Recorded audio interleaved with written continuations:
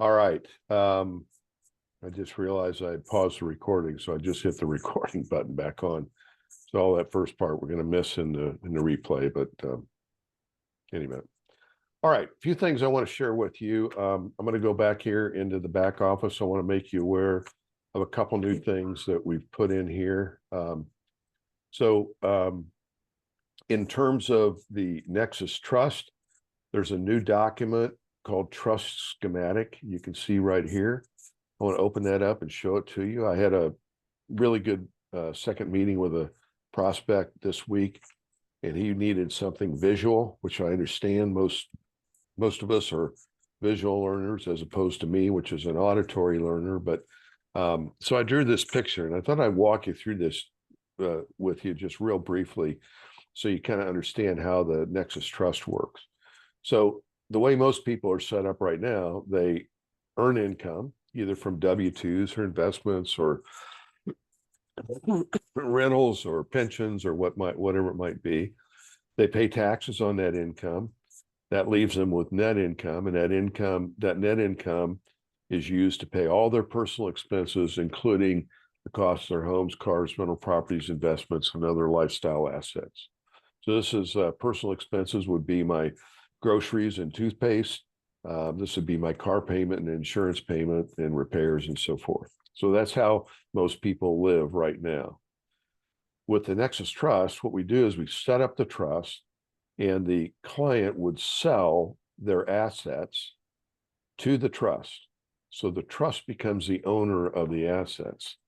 Now, the trust doesn't have any money with which to pay for the home, cars, rental properties, investments, and so forth. So what it does is it issues a demand promissory note to the owner, to the client, saying essentially that anytime you can demand that we make a payment against what we owe you for the value of these various assets. Once the assets are in the trust, then any gains related to those assets, that could be capital gains, rental income, appreciation, anything that's a passive income, source of passive income, become tax deferred until distributed to the trust beneficiary, which basically means forever, because this thing is generational. It survives generation after generation. So now that the trust owns the assets, then the trust has to pay all the expenses related to the asset.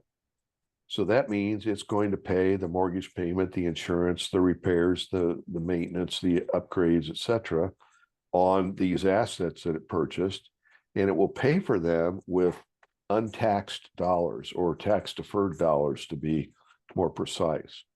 So now what I've done is I've taken a large portion of my living expenses that I previously had to fund with after-tax dollars, and I'm now funding them with untaxed dollars.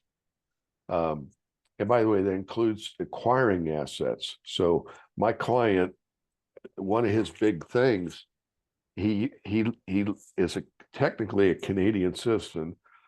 He's got a home up there. He's now been relocated to Texas. He's in it with an energy company in the oil and gas industry, and he kept that home up there because it has appreciated. It's about tripled in value over the 20 years that he's owned it. And if he sells it, he not only owes a tax to Canada, capital gain tax, but he also would owe a capital gains tax in the U.S., even though he got a step up in basis when he moved to the U.S. The long story short, what he's going to be able to do is to sell that home to his trust at his cost. There's nothing that prevents him from selling it at less than the market value. And then the trust turns around and sells it to whoever, he wants to sell it to, for 3 or 4 times the value that the trust purchased it for. So all that cash lands in the trust, where as a capital gain, it's tax deferred forever. Now, what can he do with that? Well, he could acquire new assets. So maybe he wants a new home in Texas, or a boat, or a car. He could also reinvest it inside the trust, and the gains on the investment would be tax deferred into perpetuity. If he decides, hey, I'd like some of that cash to do pay for any of the three things that the trust can't pay for, food, fun, and fashion, then he can demand a principal payment from the trust be made to him related to this demand note and put cash back in his pocket. And that payment will be largely principal. There'll be a little bit of taxable interest attached to it, but that's how he gets money out of the trust. So this is kind of shows you in pretty simple fashion how money goes into the trust and then how it comes back out of the trust. Any questions about that? Okay, so just a new asset that back there that will help kind of maybe tell the story of how this is very simple, by the way. This guy doesn't have a business, so he doesn't need a business trust. If there was a business trust, there'd be another box or two in here. But I think this can help most people kind of understand mechanically how the trust works. With all the conversation going on about step-up basis and capital gains taxes and all that, the IRS has their eye on these assets when they're getting sold. This could be a real positive thing for a lot of people. Oh, heck yeah. I mean, yeah, this guy was going to get double taxed if he sells this property. So he's been renting it right now because he can't afford to sell it. He's got a $600,000 basis in it, and it's $1.8 million right now. So what happens is when he moved to the U.S. in 2000, they stepped up the basis from 600 to I think $1.2 million, but now it's worth $1.6 million or $1.8 million. So the U.S. would tax him on the gain in the U.S. because they're looking at it as a rental property because he couldn't sell it, as an individual. And Canada is going to tax it, the value, the difference between 600,000 and the 1.8 million. So he can't even, he'd almost be better off burning it down. So for him, this is an unbelievably cool solution. He'll save $300,000 or $400,000 in taxes on day one. Jay, did you make this? I did. Graham? So could I suggest to you in your spare time that maybe you add the extra box or two for people who are in the buying and selling business of assets? Put the business trust in there. Yeah, I may have to make another one altogether, but yeah, I can do that. This is a whole lot cleaner than the way Nexus does it when they're drawing squiggly lines and moving back and forth. So I think that would be a good plus. All right, I'll put that on my list. Good idea. All right, so that was one thing I wanted to show you. I'm going to go back over to the main dashboard. In terms of $1 million miner content, I'm going to save this for another day, or perhaps for a boot camp that David suggested we might want to do in the next month or two. But I put let's see, where is it?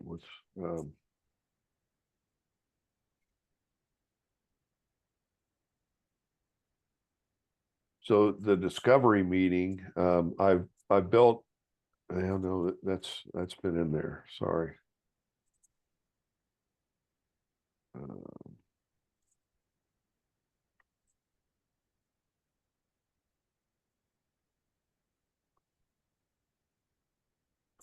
Well, now I'm not finding what I was looking for. Well, I wasn't going to show it today anyway, so I'll just save that for later.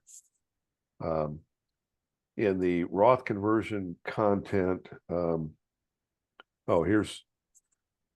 I put a new document in there called a first call new Roth conversion lead. So if you're looking for some ideas on how to best handle that call, some actual scripting and preparation and so forth, there's a new document in here, 6 or 7 pages that I think you might find helpful. So I'll leave that to you. But again, that's something we'll cover off on another day. Hey, Jay. Yes, sir. While you're in there, you need to teach all of us not to edit anything here, because I screwed it up too before. But if you look at at the efficient Roth conversion 3.4, that was changed by Nick. And when I opened that up, it was wonky. None of the graphics were there. So maybe maybe you fixed it, but when I opened it up, it was all the graphics were scrambled. I haven't looked at it at all, but it looks right to me. Just Okay. Well, I'm just saying, if you'll look over Yeah. there, Nick is now the owner of that form. not that I can see. No. Go back to your dashboard. See Nick at the top? Click on that one.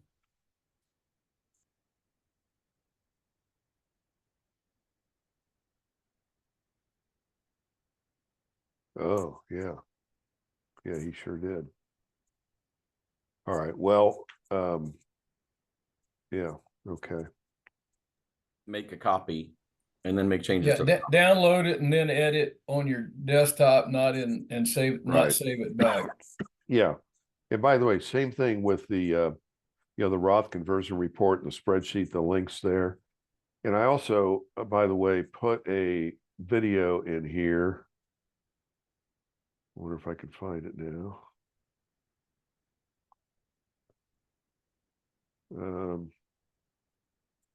Where did I put that video, David?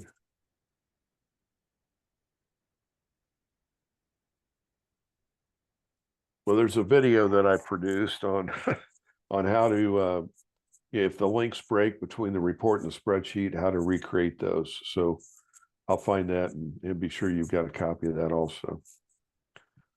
All right. I know so- David said he was traveling. I think he dropped off. Oh, okay. All right.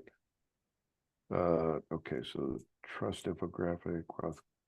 And for anybody that missed it last week, in terms of $1 Million Miner content, I had done a schematic, an infographic for the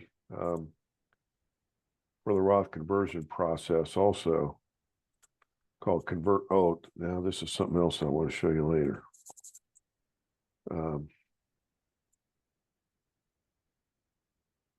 Get too much stuff in here. Well, I don't see that either. Oh, well, okay. I think I showed that last week to everybody, so hopefully you've got that. All right. So that covers that off. Now let me turn this on. Okay, I want to make you aware of something that I'm working on. I'm going to tell you about it today. I'm very close to being able to roll this out, but not quite. So so let me kind of describe to you what's going on. I've stumbled onto, actually through Steve Shepard, a tribal tax credit program where people like us or our businesses can buy tax credits. Now, if you know anything about a tax credit, it's a dollar for dollar offset against a tax liability. So this is all through the government. It's codified in the United States Code, Section 25, Chapter 46, as you can see up there. Everything's administered through the Department of Interior, Bureau of Indian Affairs, and all the transactions run through the Department of Treasury. So you're never writing a check to, the client's never writing a check to you. They're not writing a check to an Indian tribe. Hold on just a minute.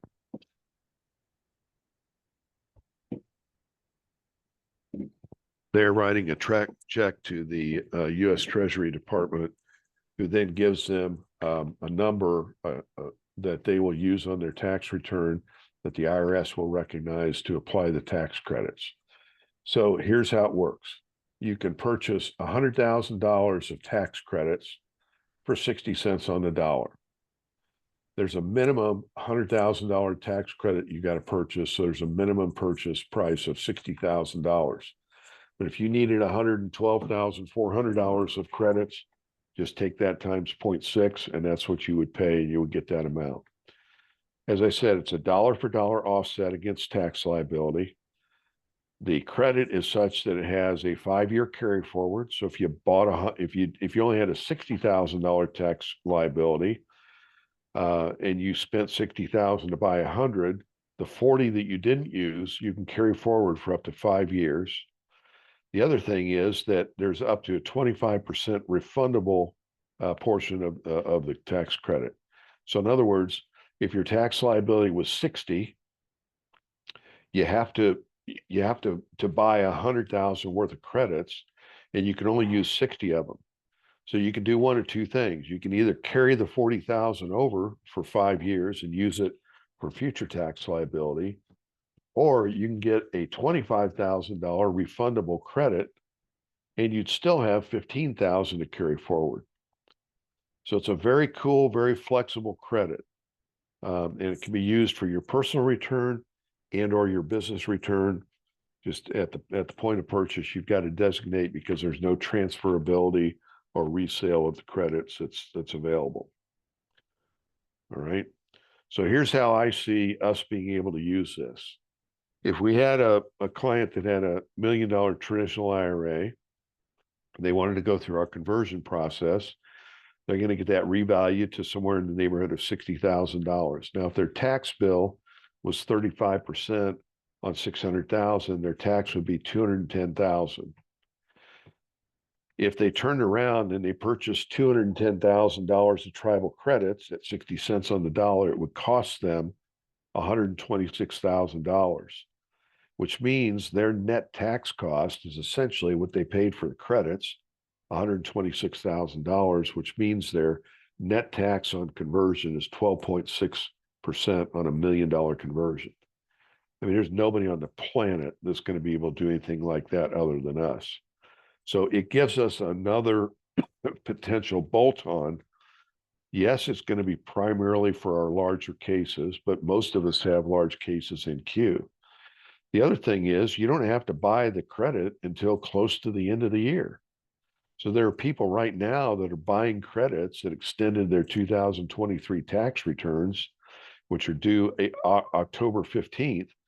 They can complete the purchase of a credit right now and use those credits for their 2023 taxes. So they don't have to necessarily make this purchase up front. They can make it on the back end. So if we got, like, I'm starting to find a lot of clients, because we're at the time of year where it's starting to make sense to defer your whole conversion process until January 1 of next year.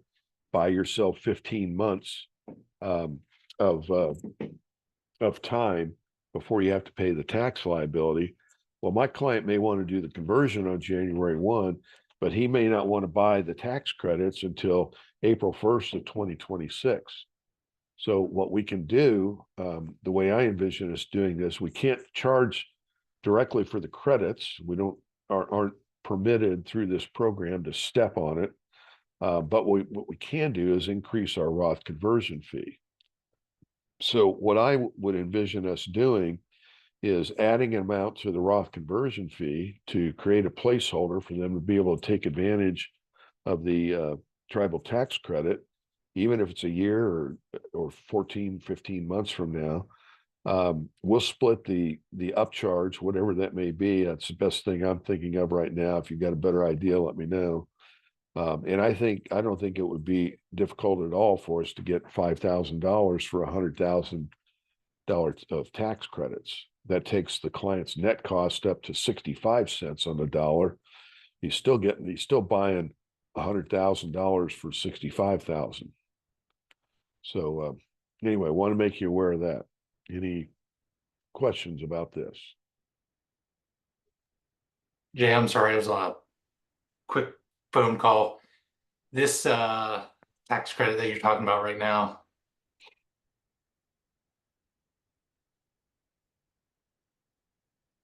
the reservation stuff, that's not for us, right? Oh, Well, purchase. Never mind. yeah, it can be. Yeah. Okay, I gotcha. Yeah, you can buy it individually if you've got a tax liability that you're wanting to, figure out a plan for. I gotcha. Okay. There's a whole lot of, when you really begin to think this through, there's some really neat applications. This may prevent somebody from having to do quarterly withholdings or, quarterly estimated payments. For somebody that is making quarterly estimated payments, it would get those refunded back to them because, that it would be an overpayment of taxes when they do their filing. So there's a lot of neat potential uses of this, but, and I'm not quite ready for prime time. If you got somebody that's absolutely coming out of their skin wanting to get a hold of this, we'll figure it out. But I think by this time next week, I'll have the details and the supporting documentation and everything that you're going to need to go out and tell this story pretty completely. All right. Copy that. All right. Good deal. All right. So I wanted to, I wanted to spend the majority of our time today talking about objections. So what I'm trying to do is a couple things. One, I want to talk this through so that everybody has an understanding of kind of how to handle some of these things. But the real reason is I want to help you get some deals across the finish line.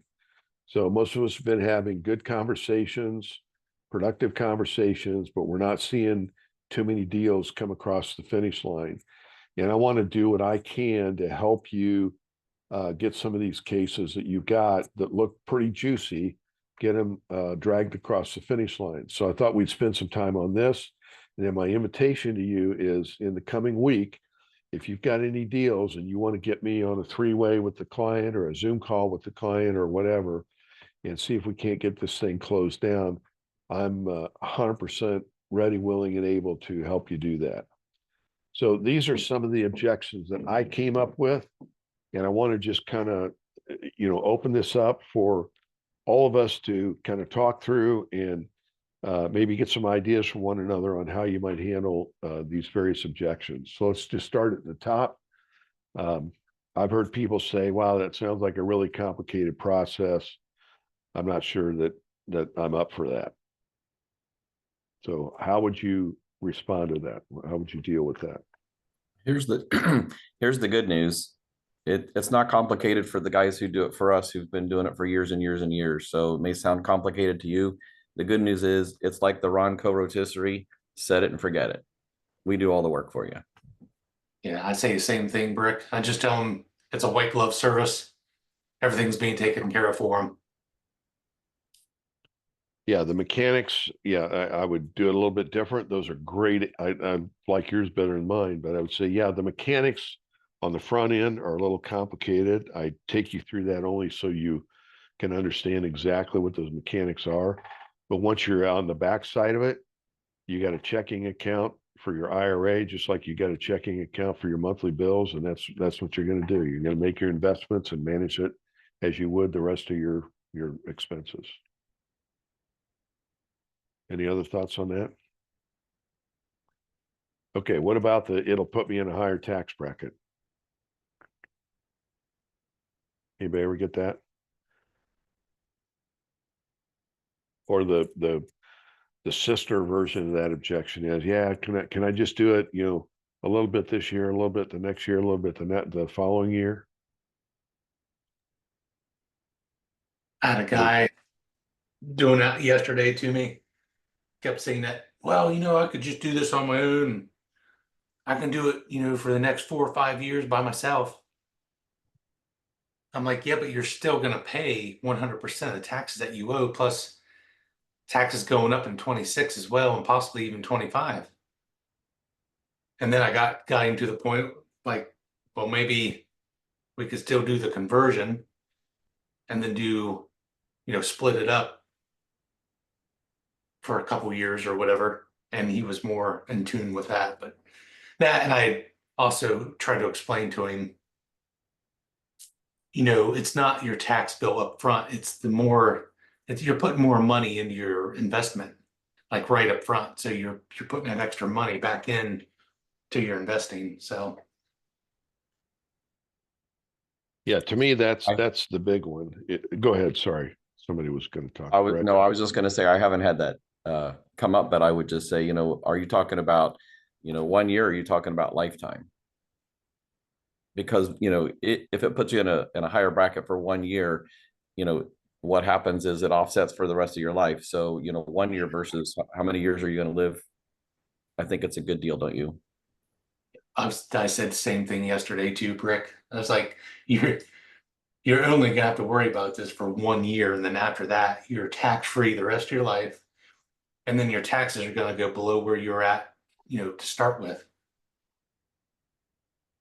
Yeah, here's a couple things that I would add to that. No, and those are all great points. But I think, first of all, I think we need to recognize that when that comes up, we have, to some extent, failed to get them to understand that it's not about that this is not a tax conversation.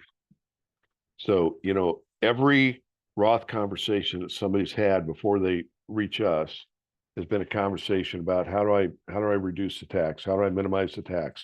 How do I string it out? How do I kick it down the road? How do I manage the conversion so that I don't creep into the next tax bracket? In our world, none of that's important. I tell a client, I don't care what the tax is. I don't care what the tax bracket is. There's only one question we have to answer. And that is, whatever the tax is there a return on that as an investment? And I tell them that most of the world looks at the conversion tax as an expense that reduces wealth. And when you look at it through our lens, you'll see that the payment of the taxes is an investment that creates new wealth on the back end. The question is, how much new wealth?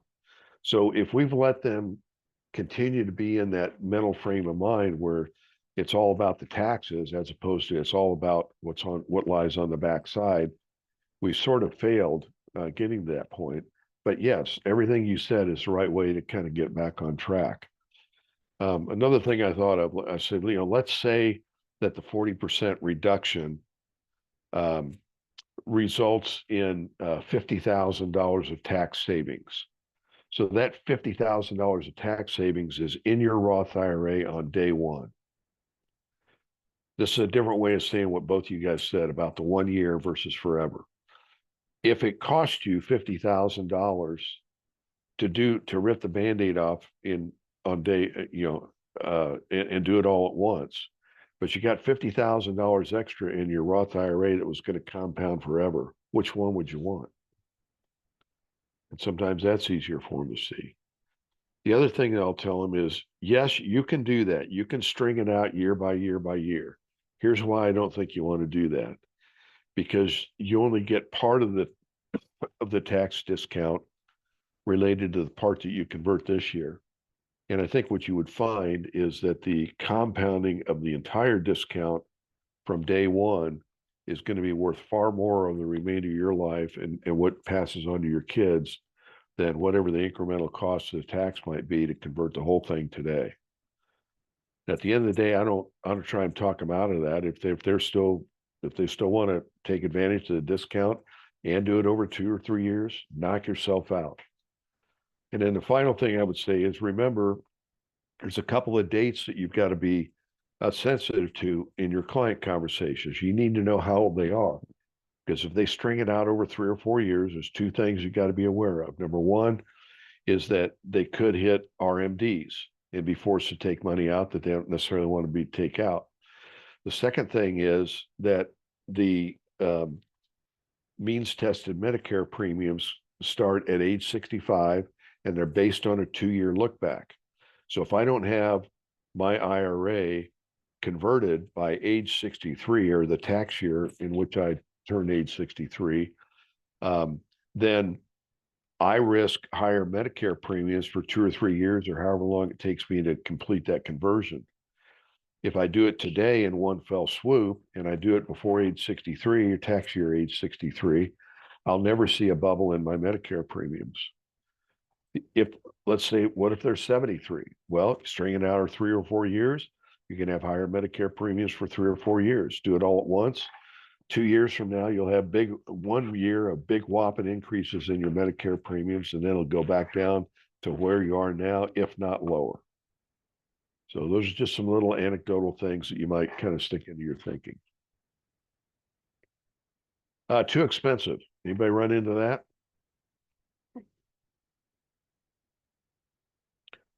What I say, Jay, can I yep. jump in real quick before you move away from the Medicare, the means Sure. tested Medicare? Yep. I had a conversation with a woman yesterday, totally unrelated.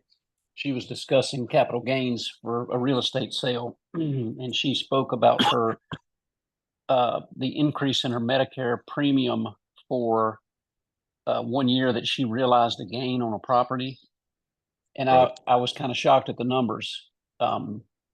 Something like $400 or $500 a month different in her premium. So I think sometimes putting some real numbers in, of course they're going to be variable, but adding some flesh to that argument would be adding some real numbers to what the difference in that Medicare premium could be.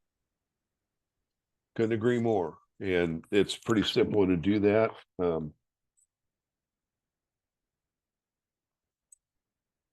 If you just pull up like the IRMA schedule, Google it up. So here, a couple making less than 206,000 are going to pay Part B premiums of $174.70 a month. But if they make 322 to 386, that premium goes to $454 a month. And the means testing not only applies to Part B, but also to Part D. I think maybe this is where I look. Yeah, here's your Part D premium. Goes from $12.90 to $81. So you're right, John. If I could stay down here at $174.70 versus going up here to 600 and some bucks, yeah, it's a $400 a month difference. So these are things that you just need to be resourceful and be able to talk through with your client. They're not hard to find. All right. So the too expensive, just the one thing I was going to show you just briefly is on our spreadsheet. We've got this little box down here that says VCF and return on VCF. VCF is the Velamon conversion fee. So it's going to go out to the retail schedule and it's going to look based on the size of the IRA, 600,000 in this case. It's going to show that the fee is $15,000. But for $15,000, I get an $84,000 tax savings on day one. That's a 559%, 1% 1 day return on investment. How is it too expensive? Explain that to me. So I think that's something that's important. Anybody else ever have anything else they use with that? Okay, won't be worth it, no advantage. Clearly the calculator is the tool that you want to use there to show the advantage. If I go back to that example we were just looking at a moment ago, here's your advantage, Mr. Jones. You can take your IRA, you can do what you're doing now, but if you convert it our way, you're going to increase the lifetime value of that IRA by 16%. If you would let me show you a way that you can do this, we can bonus that up, and you can make it 166% of the unconverted value. So it shouldn't be a difficult task to make the conversion case.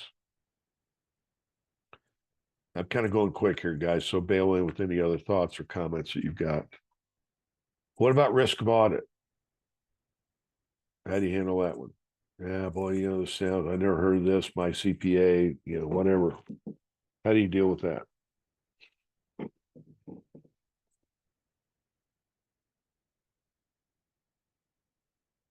I haven't had that specifically come up, but I would just reiterate the facts that you already told us, that this thing's been tested multiple times and all the IRS documentation is there that they can see that it's 100% approved, and sometimes people do get audited, but if they do, that it's still gonna be safe for them. Yeah, Larry. Well, I was just going to say, everybody stands a chance of an audit anytime they want to do it. It has nothing to do with this. And should that occur and this be part of the audit, then Steve Shepard will step in and help you defend it. Right. I think there's a few other things here that I would point out in addition to what y'all have said. First of all, I would go to the 116-page manual. I would say, these things were challenged for years and years. And the IRS got tired of trying to challenge valuations, which is more of an art form than a science. And they turned it into a science by publishing this manual that shows us exactly how to apply discounts compliantly for lack of marketability and lack of control. So they resolved a large portion of that audit issue by giving us the instruction manual. That's one thing I would say.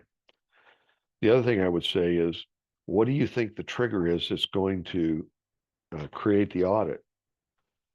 And they're going to say, well, you know, my IRA was worth $1 million yesterday, and you're saying it's worth 600,000 today. So the IRS doesn't know it was worth $1 million yesterday. And the fact that it's worth 600,000 a day, if it's worth 600,000 a day, that has to be approved not by the IRS, but by the IRA custodian. And in that sense, the IRA custodian is working as a fiduciary on behalf of the IRS, and they don't screw around with that, or they're going to lose their status as a qualified custodian. So it's going through their compliance department with a fine-tooth comb. That's the point at which the valuation is either accepted or rejected. And if it's accepted, the valuation itself never goes to the IRS. The custodian simply uses that valuation to determine the calculation of the conversion tax, what size of 1099 they're going to send you. So I think there's a lot of ways to approach this one, but that should not be a scary thing for the prospect.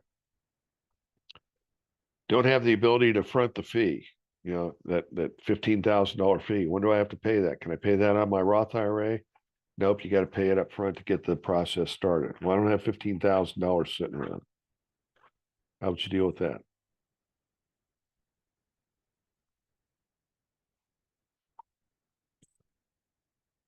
Okay, to me, there's an expensive way and there's an inexpensive way.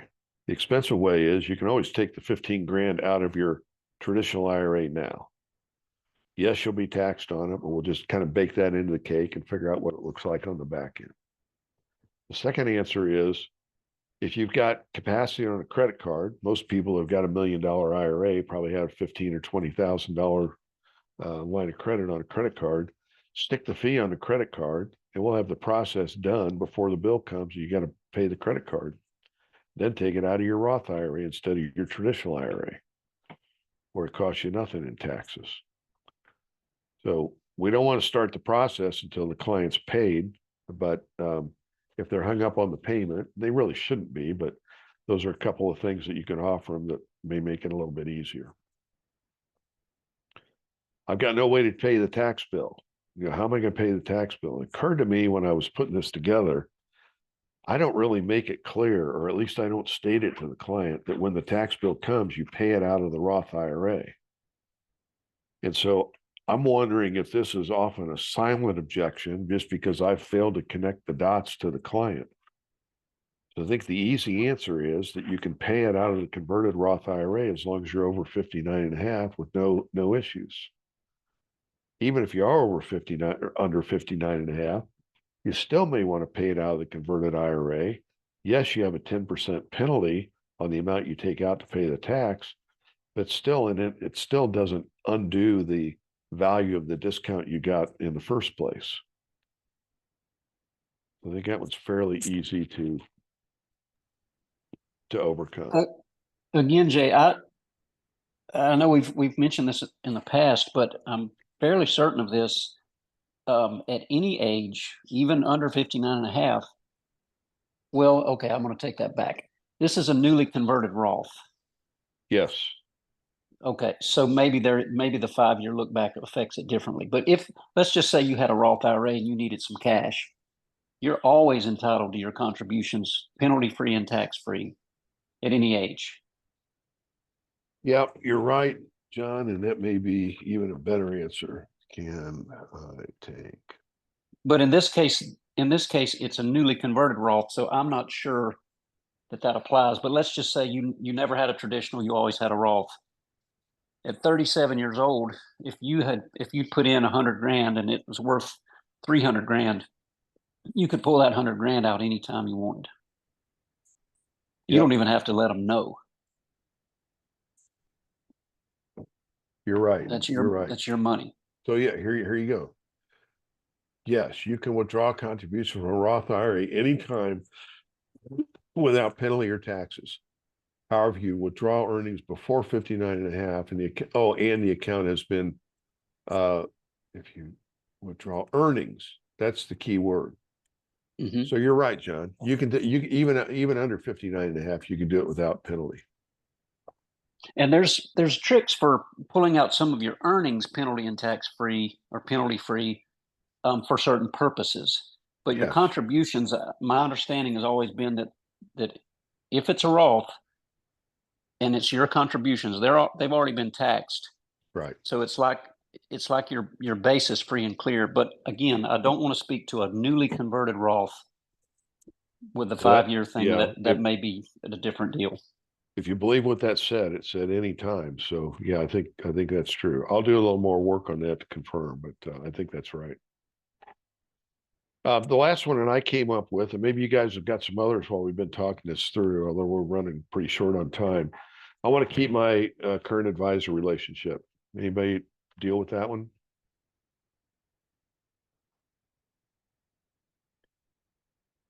Short answer is you can.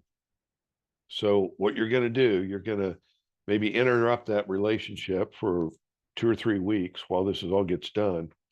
But once you've moved your $1 million over and you've got the valuation, it's been converted to Roth, you call your advisor up. You say, I want to open a new account with you in the name of my LLC. Where do I send you the $1 million? And you resume that relationship. You repurchase if you liked your investments you had before, repurchase those investments, and you just resume working the way you were before. So that really should never be an objection. Now, one thing you might run into is some brokerage houses don't like opening up investment accounts for business entities.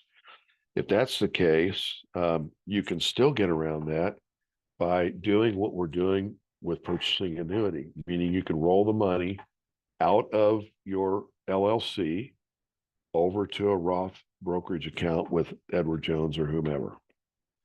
So that should never be anything that kind of gets in the way of us doing a deal. I'd be awfully tempted to say, oh, I'm so sorry. We wouldn't be having this conversation had I realized that he already did all this for you. Right. And they, well, no, I don't think he can't. Oh, okay. Well, keep him if you want to. I can do this for you, but if he already knew how to do this or she, Yeah. it would already be done. Yeah. If he's doing a good job on that front, keep hiring him for that. But you need to hire me for this because he can't do this. That's right. It's like, oh, he can't do that. Okay. Well, then I can do this part and you can keep him for the other part if you want, and then I would have to look at their fee schedule and see what they were paying him. Right.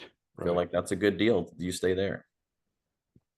Anything else that you run into with any regularity that we want to talk through in the last couple minutes here? All right.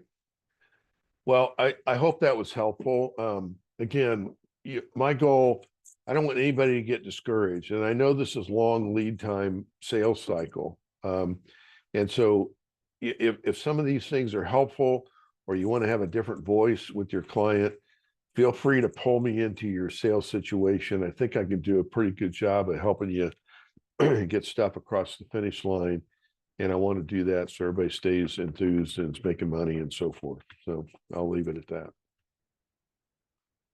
Anything else before we wrap up? Appreciate All right, guys. Well, appreciate hopefully it. this was helpful and have a great weekend, everybody. Take care.